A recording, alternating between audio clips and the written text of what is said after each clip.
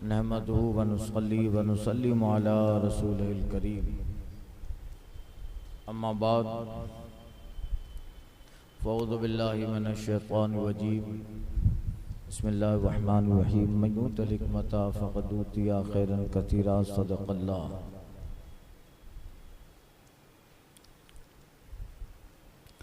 दर्स मसाइल में ज़कात का ज़िक्र जारी है। कुछ मसाइल अर्ज़ किया था। ज़कात की शर्तें, अक़ल, बुलूग़ियत,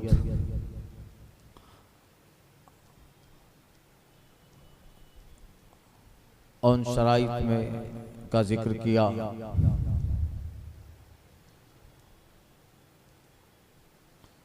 आगे से अर्ज़ करता हूँ मसला।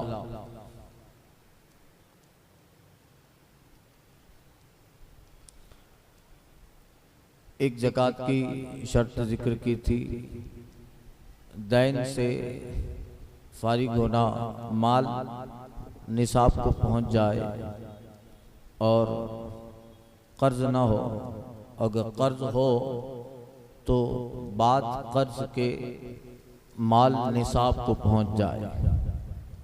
7.5 तोला सोना या 52.5 तोला चांदी।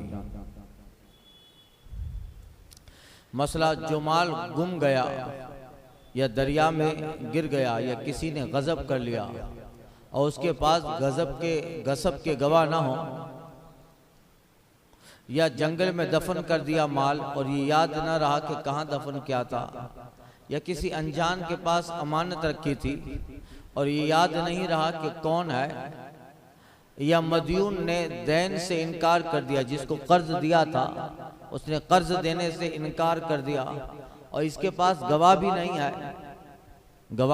नहीं है कि काजी के पास मुकदमा पेश करे, और फिर ये अमवाल मिल गए तो जब तक न मिले थे उसके ज़माने की ज़कात वाजिब नहीं है। गुम हो गया है तो ज़कात वाजिब नहीं है। गुम होने के बाद 1 साल के बाद मिला तो जब मिला है तब से उसका दिन शुरू होगा और 1 साल उस पे गुजर जाए। इसी तरह किसी आदमी को कर्जा दे दिया था, अब वो इनकार कर रहा है तो उस पे ज़कात नहीं है। हाँ, फिर इनकार करने के बाद अगर उसने बाद में दे दिया तो जब उसने दिया है तब से उसका साल शुरू होगा। मसला, अगर दैन, कर्ज ऐसे इंसान पर है जो इसका इकरार करता है कि हाँ आपका कर्ज है, मगर अदा में ताखिर करता है, वरना ले लेते हैं फिर जल्दी देते नहीं है। लेने के लिए कस्में खाते हैं और देने के लिए फिर शेर बन जाते हैं। लेते वक्त बीगी बिल्ली बनते हैं और देते वक्त फिर शेर बनते हैं। तो अगर ऐसे पर दैन है जो इसका इकरार करता है मगर अदा में ताखिर करता है, या नादार है, पैसा लिया वो पैसा भी उसके पास चला गया, नादार हो गया, गरीब हो गया, मुफलिस है, और ऐसा मुफलिस है कि उसके मुफलिस होने का हुक्म हो चुका है, यानी यकीनन वो मुफलिस ही है, नहीं है कुछ घर में, या वो मुनकिर है और उसके पास गवाह भी मौजूद है। तो जब माल मिलेगा सालहाए गुज़िश्ता की भी ज़कात वाजिब होगी। जब तक उनके पास है तब तक जो है वो ज़कात नहीं है, मगर जब मिल जाए ये माल, जो ये सूरतें बताई, तो फिर गुज़िश्ता सालों की भी ज़कात फिर निकालनी पड़ेगी। समझ, मसाइल आसान है। चराई का जानवर अगर किसी ने गसब कर लिया, जो जानवर चराई करते हैं खेत में, जिससे अगरचे वो इकरार करता हो तो मिलने के बाद भी उस जमाना की ज़कात वाजिब नहीं है। फिर जानवर मिल जाए तब भी। गसब किए हुए की ज़कात गासिब पे वाजिब नहीं है कि उसका माल ही नहीं है। एक साहब ने किसी का माल गसब कर लिया, गसब समझते हो ना, छीन लिया, नाहक छीन ला। किसी ने माल गसब कर लिया, गसब किए हुए माल की ज़कात गासिब पे वाजिब नहीं है। क्यों? इसलिए कि उसका माल ही नहीं है, किसी से छीना है, किसी से इसी तरह जुआ का पैसा आता है, जुआ में जो पैसा जीतेगा उस पे ज़कात नहीं है। क्यों नहीं है? इसलिए कि भाई इसका माल ही नहीं है, जिससे जीता है उसको देना जरूरी है, जिससे जीता है, क्योंकि जुआ हराम है ना भाई। इन्नल खम्र वल मैसिर, जुआ शराब और हराम है, तो हराम कमाई से इसने माल ले लिया है, तो अब जुए का जो माल होता है वो जिससे जीता है उसको देना जरूरी है। तो गसब किए हुए माल की ज़कात गासिब पे नहीं है, क्योंकि उसका माल ही नहीं है, बल्कि गासिब पर वाजिब है कि जिसका माल है उसे वापस कर दे। और अगर गासिब ने इस माल को अपने माल में खलत मलत कर दिया, किसी से छीन लिया और वो माल अपने माल में डाल दिया, उसका भी खुद का कुछ माल था, गलत उसमें खलत कर दिया और तमीज करना नामुमकिन हो, तो उसका अपना माल बकदरे निसाब है, तो मजमू पे ज़कात वाजिब है। यानी समझ गया मसला? अगर किसी ने माल गसब कर लिया और उस माल को अपने में मिला दिया, मगर इसका जो खुद का माल था गसब करने वाले का, वो इतना माल था जो निसाब को पहुंच जाता था, यानी 52.5 तोला चांदी, 7.5 तोला सोना, यानी निसाब को पहुंच जाता था, और उसने वो माल जो गसब किया अपने माल में मिला दिया।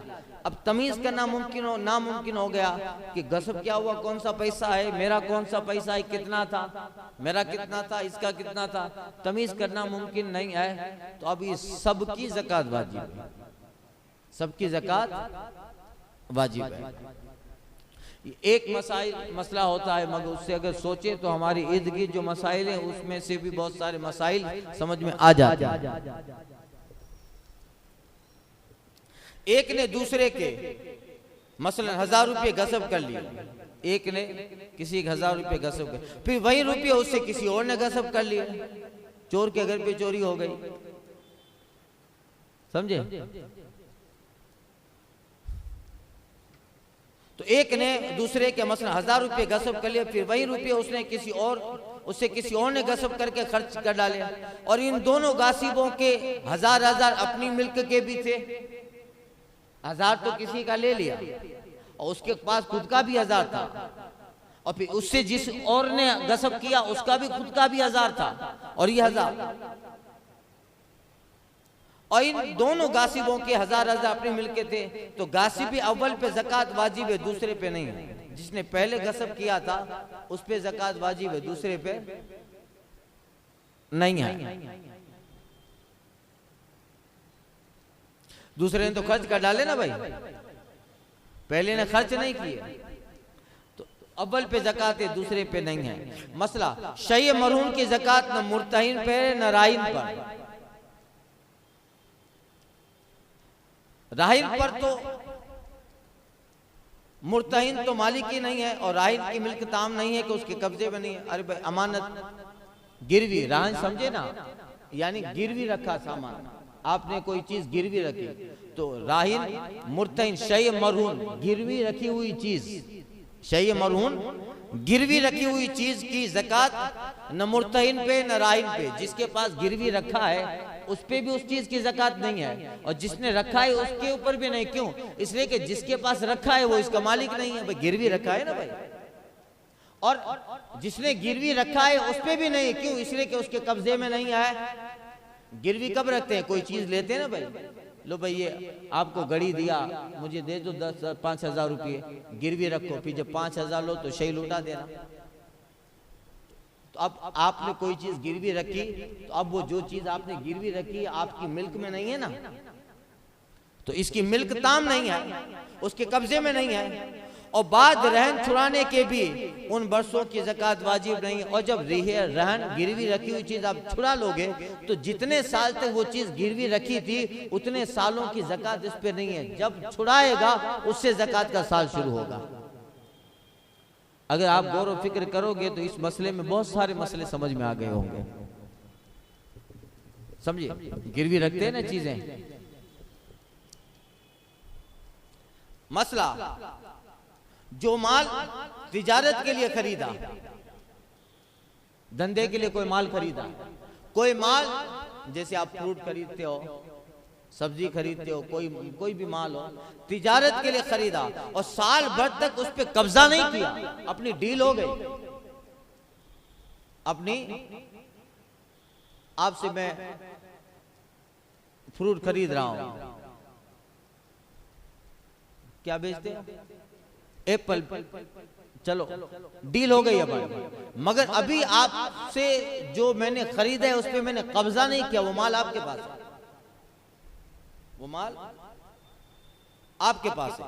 तो कहा जो माल तिजारत के लिए खरीदा हो और साल भर तक उस माल पे कब्जा नहीं किया, तो कब्जे से कब्ल मुश्तरी यानी खरीदने वाले पे ज़कात नहीं है, जब तक कब्जा नहीं आया ज़कात नहीं है, और कब्जा के बाद उस साल की भी ज़कात वाजिब है। हाँ, जब कब्जा कर लिया तो कब्जे के बाद अब जितने साल तक आपके पास वो माल रहा, उस साले गुज़िश्ता जितना वक्त गुजरा उसकी भी ज़कात है। यानी यूँ समझो कि 6 महीने आपके पास डील हो गई थी, 6 महीने माल आपके पास पड़ा रहा, कब्जा नहीं किया मैंने, और फिर 6 महीने के बाद आपके पास से ले लिया, तो अब साल कब से शुरू होगा? ये 6 महीने भी मिलाए जाएंगे और ये मेरे पास आया उसके बाद के 6 महीने, ये साल गुजर जाएगा तो ज़कात वाजिब है। समझ गए मसला? निसाब का मालिक है, यानी इतनी रकम है उसके पास के 52.5 तोला चांदी 7.5 तोला सोने तक पहुंच जाता है, मालिक है निसाब का मालिक है, मगर उस पे कर्ज है, सुनिए मसला, उस पे कर्ज है कि अदा करने के बाद निसाब नहीं रहता तो ज़कात वाजिब नहीं है।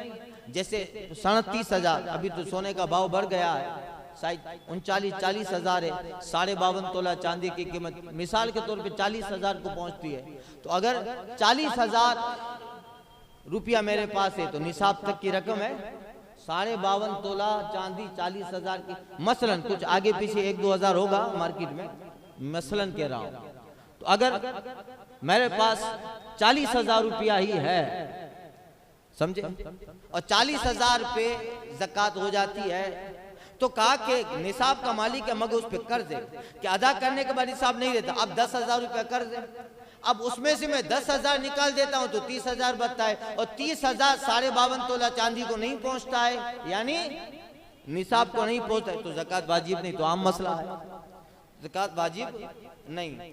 और वो देन बंदे का हो, अगर वो कर्ज बंदे का हो, 2 कर्ज होते हैं, एक बंदे का कर्ज है कि उसको देना है, जैसे 20,000 40,000 में से 10,000 आप मुझ पे मांग रहे हो, बंदे का कर्ज है। एक बंदे का कर्ज हो, जैसे कर्ज है, वही कर्ज की रकम जरे समन खरीदी हुई चीज का दाम, आपसे कोई चीज खरीद ली है मैंने, मगर उसके रकम मेरे पास है, हमारा सौदा हो गया है कि भाई मैं आपको 10,000 रुपया दूंगा, ये चीज मुझे दे दो, आपने वो चीज दे दी और मेरे पास 10,000 रुपया भी है, खरीदी हुई चीज का दाम मेरे पास है, उसका दाम मेरे पास है, मगर आपको दिया नहीं है, तो ये भी देना है ना भाई, देना पड़ेगा ना। तो कर्ज है, जरे समन है, किसी चीज का तावान बाकी है, तावान समझते हो ना, दंड, मुखालफा, तावान या अल्लाह ताला का देन हो, अल्लाह ताला की तरफ से कर्ज हो, जैसे ज़कात, खिराज, टैक्स। मसलन कोई शख्स एक निसाब का मालिक है और 2 साल गुजर गए, तो ये दोनों कर्ज हुए, 2 तरह के कर्ज है। अरे भाई ज़कात देनी है, अगली ज़कात बाकी है, अगली ज़कात बाकी है, तो अगली ज़कात मुझ पे अल्लाह की तरफ से कर्ज है कि नहीं, अगली ज़कात बाकी है 1 साल की, तो उन पे कर्ज है। या खिराज देना है, गवर्नमेंट को जो देते हैं, मसलन कोई शख्स सिर्फ एक निसाब का मालिक है और 2 साल गुजर गए, आज उसके पास 40,000 रुपया आया, एक निसाब का मालिक है और 2 साल गुजर गए कि ज़कात नहीं दी, तो सिर्फ पहले साल की ज़कात वाजिब है, दूसरे साल की नहीं, कि पहले साल की ज़कात उस पे कर्ज है, पहले वो निकाले। आज 40,000 आ गया, आज निसाब का मालिक हो गया और उसका ये साल भी पूरा हो गया, आज ज़कात वाजिब हो गई, उस पे हो गए, मगर ये साल की ज़कात देने से पहले एक अगले साल की ज़कात बाकी है, तो वो ज़कात अल्लाह का कर्ज है कि नहीं, तो पहले वो अदा करेगा। तो फरमाया कि दूसरे साल की बाकी है तो उस पे दैन है, उसके निकालने के बाद निसाब बाकी नहीं रहता। हाँ, तो सिर्फ पहले साल की ज़कात वाजिब है, दूसरे साल के नहीं, कि पहले साल की ज़कात उस पे देन है। उसके निकालने के बाद अगर निसाब बाकी नहीं रहता, लिहाजा दूसरे साल की ज़कात वाजिब नहीं है। अब 40,000 है, 40,000 में से 10,000 अगले साल की जो बाकी है वो निकाल देता हूँ तो 30,000 बचता है। तो 30,000 निसाब को नहीं पहुंचता है। 52.5 तोला चांदी 40,000 को पहुंचता है। तो अब अगले साल की 10 निकालता हूं तो 30 बच जाता है। तो अब निसाब बाकी नहीं रहता, तो अब इस साल की ज़कात नहीं है, पहले अगले वाली निकाल।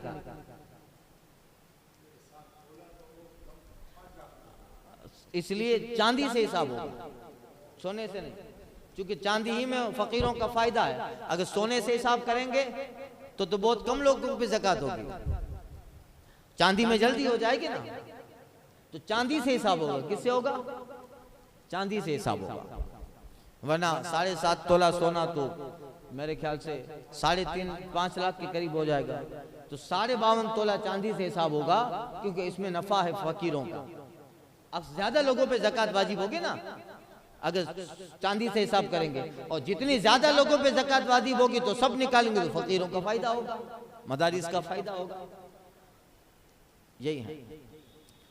यूं ही अगर 3 साल गुजर गए मगर तीसरे साल में एक दिन बाकी था, 3 साल गुजर गए, तीसरे साल में एक दिन बाकी था कि 5 दिरहम और हासिल हो गए। जब भी पहले साल की ज़कात वाजिब है कि दूसरे और तीसरे साल में ज़कात निकालने के बाद निसाब बाकी नहीं रहता। हाँ, जिस दिन के वो 5 दिरहम उसे हासिल हुए उस दिन से 1 साल तक अगर निसाब बाकी रह जाए, उस दिन से 1 साल तक निसाब बाकी रह जाए, तो अब इस साल के पूरे होने पर इसकी ज़कात होगी, इसकी ज़कात भी होगी।